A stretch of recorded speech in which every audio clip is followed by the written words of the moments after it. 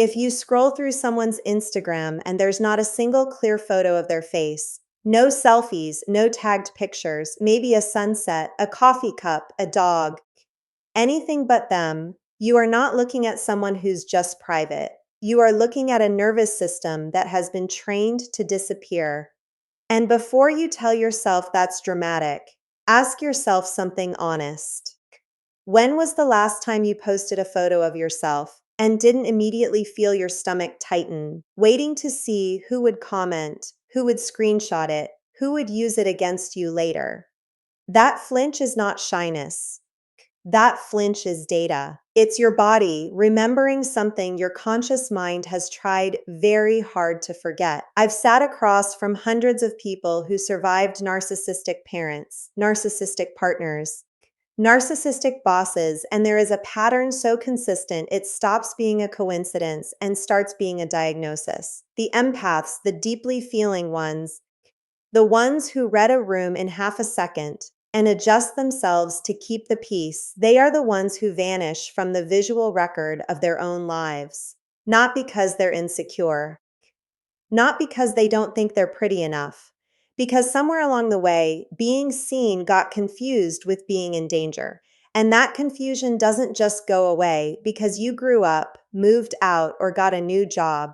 It sits in the body. It shows up in the smallest, most mundane decisions, like refusing to post a photo that anyone else would consider completely harmless. Today, we're going to talk about why so many empaths, the givers, the fixers, the ones who absorbed everyone else's emotions before they ever got to feel their own, quietly opt out of being visible online. And I want to be clear about something from the start.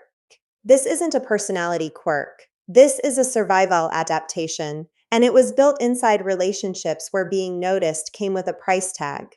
Stick with me, because the third reason we're going to get into today is the one almost nobody talks about, and it has nothing to do with vanity, nothing to do with body image, and everything to do with a specific kind of person who taught you very early that your image, your literal face, was never fully yours to control. It was theirs to comment on, theirs to criticize, theirs to weaponize.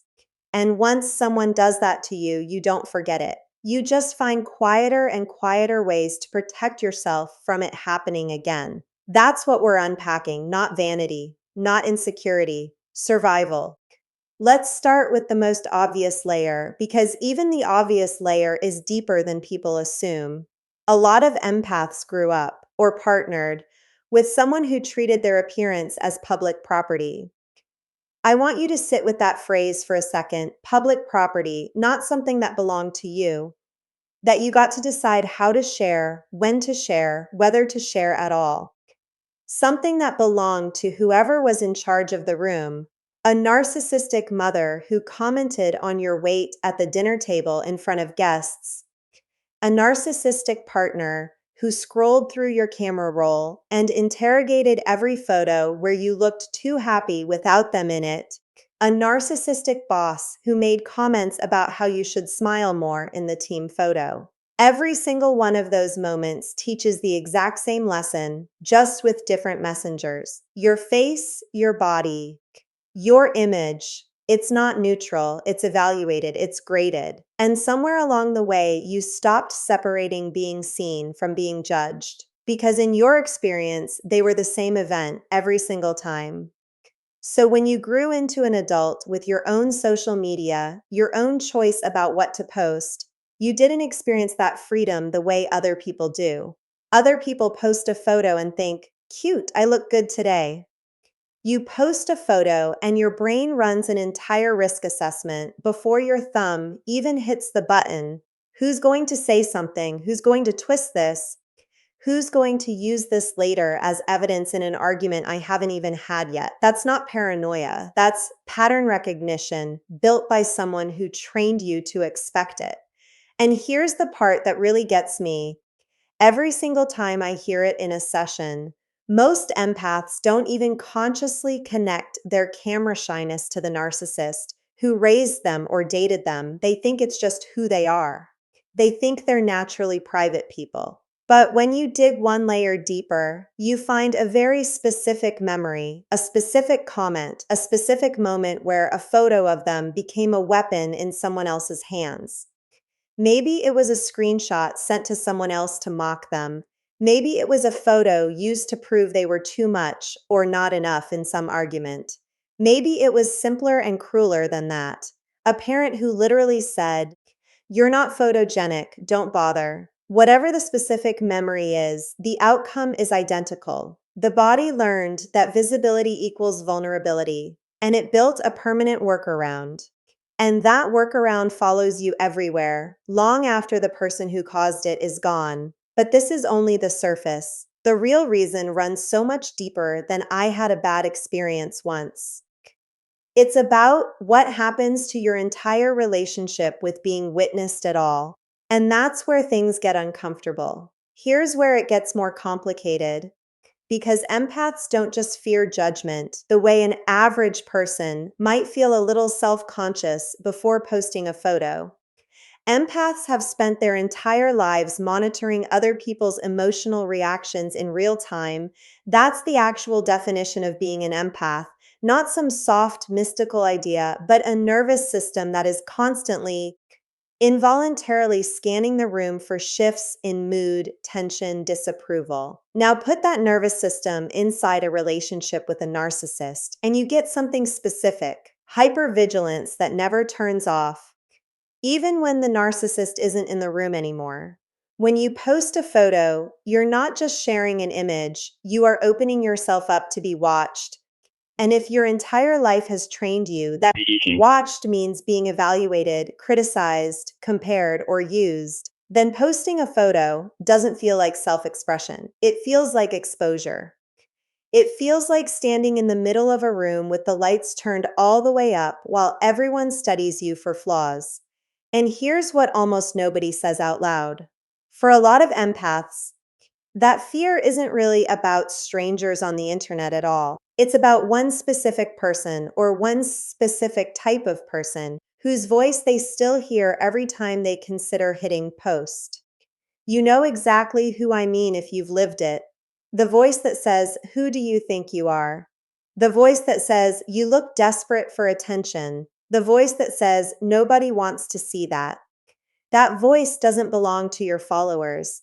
It belongs to whoever taught you a long time ago that wanting to be seen was a character flaw, that self-expression was arrogance, that a woman posting a confident photo is asking for it, and a man posting a proud photo is full of himself. Narcissists are experts at reframing normal human needs as pathology. Wanting connection becomes needy.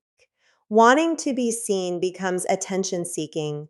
Wanting to celebrate yourself becomes narcissistic, which is almost funny because the actual narcissist in the relationship was the one demanding constant admiration the entire time, while training you to believe that any interest in your own image was shameful.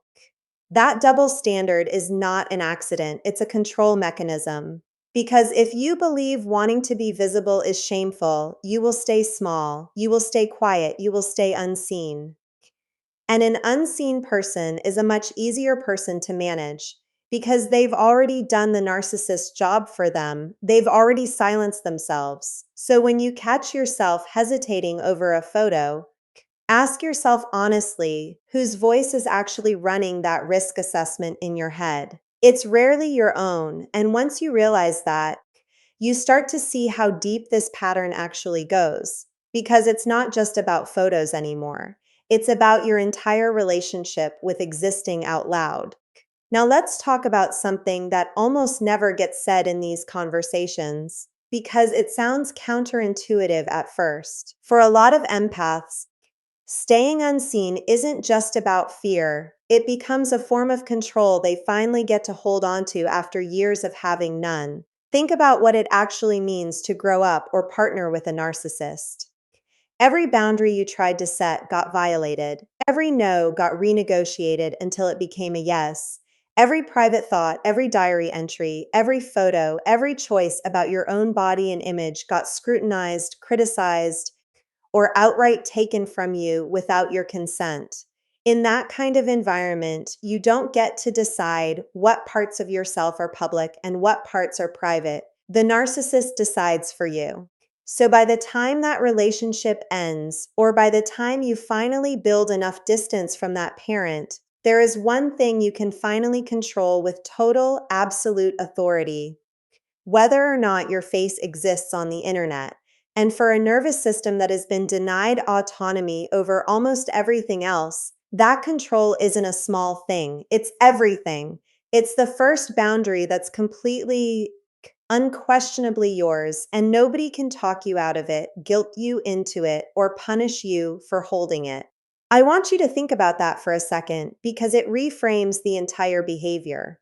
This isn't withdrawal. This isn't hiding out of weakness. In a strange, quiet way, it's one of the first acts of genuine self ownership some empaths ever get to practice. The problem is, it often gets built on a foundation of fear rather than choice, which means it can start to calcify into something that limits you, even in relationships and spaces that are actually safe. That's the trap.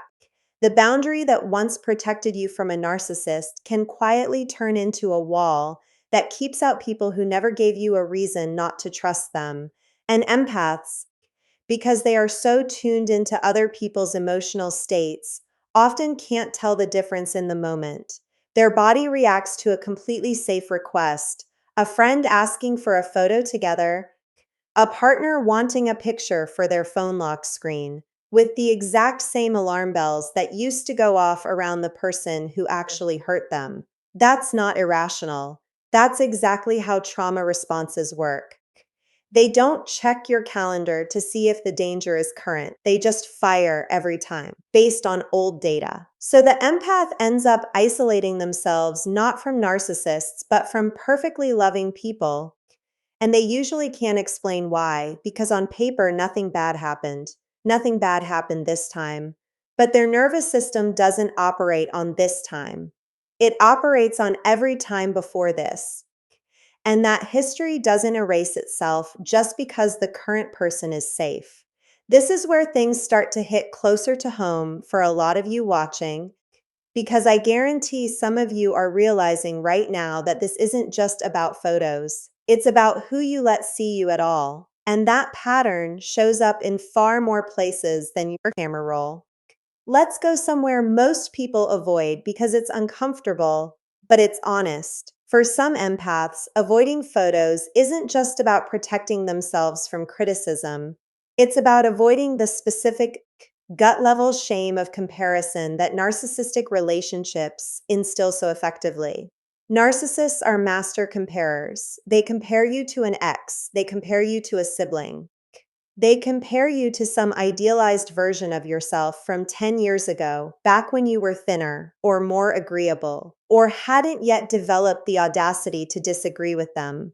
And they do it constantly, casually, almost as background noise, until you start doing it to yourself without them even in the room.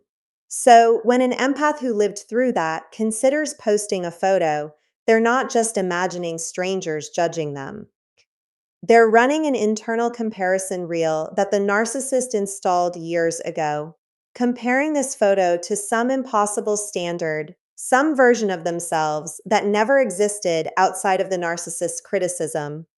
And here's the cruel irony. The narcissist in their life was very likely obsessed with images, curated, filtered, constantly posting, constantly performing, constantly needing the world to see how good their life looked, even while the private reality was falling apart. Empaths who grew up around that learned to associate heavy visibility with fakeness, with performance, with a kind of emotional dishonesty that repulses them, because they watched it up close and knew it was a lie. So part of their withdrawal from photos is actually a rejection, a refusal to participate in the same performance that hurt them. They don't want to become the person who curates a fake, glossy image while quietly falling apart behind it, because they watched that exact behavior destroy trust in every relationship they had with the narcissist. There's something almost noble in that instinct, a refusal to perform happiness for an audience, the way they were once forced to perform calm, perform agreeable, perform fine for a narcissist who couldn't tolerate their real emotions. But noble instincts can still cost you, because in refusing to perform, some empaths swing so far in the other direction that they refuse to exist visually at all, even in honest, unfiltered, completely real ways. They conflate all visibility with performance, when the truth is, there's a version of being seen that has nothing to do with curating a fake life. It's just letting people witness you as you actually are, unfiltered, unposed, unedited. And that specific kind of visibility, ironically, is the one thing a narcissist could never tolerate from you, because a narcissist doesn't want the real you. They want the version they can control. So refusing to be seen at all doesn't actually escape the narcissist's influence, it just completes the job they started. And that's the part that should genuinely unsettle you, because we're getting very close now to the real core of this entire pattern. Here's the truth I need you to actually absorb, not just hear. When you disappear from your own visual narrative, when you scrub yourself out of photos, avoid tags, decline to post, you are not just protecting yourself from a narcissist who is no longer even in the room. You are finishing the erasure they started. Think about what a narcissist actually wants from the people around them. Not connection, not intimacy, attention, control, and supply. And one of the most effective ways to maintain control over another person is to make them feel like their existence, their presence, their literal face in the world is something shameful, something to be managed, something to be hidden. A narcissist doesn't need to say, "Don't post photos of yourself" out loud. They just need to make you feel over and over that when you do, something bad happens: criticism, jealousy, mockery, punishment, withdrawal of affection. Eventually, you stop needing them to say anything at all because you've done the work for them. You've internalized the rule. You enforce it on yourself now, quietly, automatically, without even realizing there was ever a rule to begin with. And that right there is the most successful kind of psychological control, the kind that doesn't require the controller to be present anymore, because the victim has become their own warden. I know that's a hard sentence to sit with, but I'm not saying it to shame you. I'm saying it because naming it is the only way to take the power back. Because here's what's actually happening underneath all of this. The empath who won't post a photo isn't weak, isn't vain, isn't insecure in the way people assume. They are, in many cases, one of the most emotionally attuned, perceptive, deeply feeling people in any room they walk into. Someone who reads energy, reads intention, reads the emotional temperature of a space before anyone else even notices it's changed. That gift is exactly what made them such effective targets for a narcissist in the first place. Because narcissists are drawn to people who feel deeply and give generously. It's easier supply. And it's the same gift that, once turned inward with enough safety and enough distance, can become the exact thing that helps them heal. But healing requires something most empaths were never given permission to do: to exist without apologizing for existing, to take up visual space without pre-negotiating whether they've earned the right to post the photo, not because they need external validation, but because refusing to be seen was never really their idea in the first place. It was inherited, installed, trained into them by someone who benefited from their invisibility. And once you see that clearly, once you actually trace the line from "I just don't like posting photos" back to the specific person and the specific moments that built that avoidance, something shifts, not overnight, not easily, but it shifts. Because you can't unknow something once you've truly seen it for what it is. So where does this leave you? If you're one of the people watching this who felt every single word of what I just said land somewhere uncomfortably close to home, it leaves you at a fork. And I want to be honest with you about both directions, because neither one is simple. One path is staying exactly where you are, keeping the camera roll private, keeping your face out of the algorithm, keeping that one boundary, because it genuinely feels like the only safe thing you've ever fully controlled. And I want to validate something important here. That choice is not wrong. Privacy is not pathology. Not everyone needs to post their face to be healed, and I am not telling you that healing looks like becoming an influencer overnight. That would be its own kind of trauma response.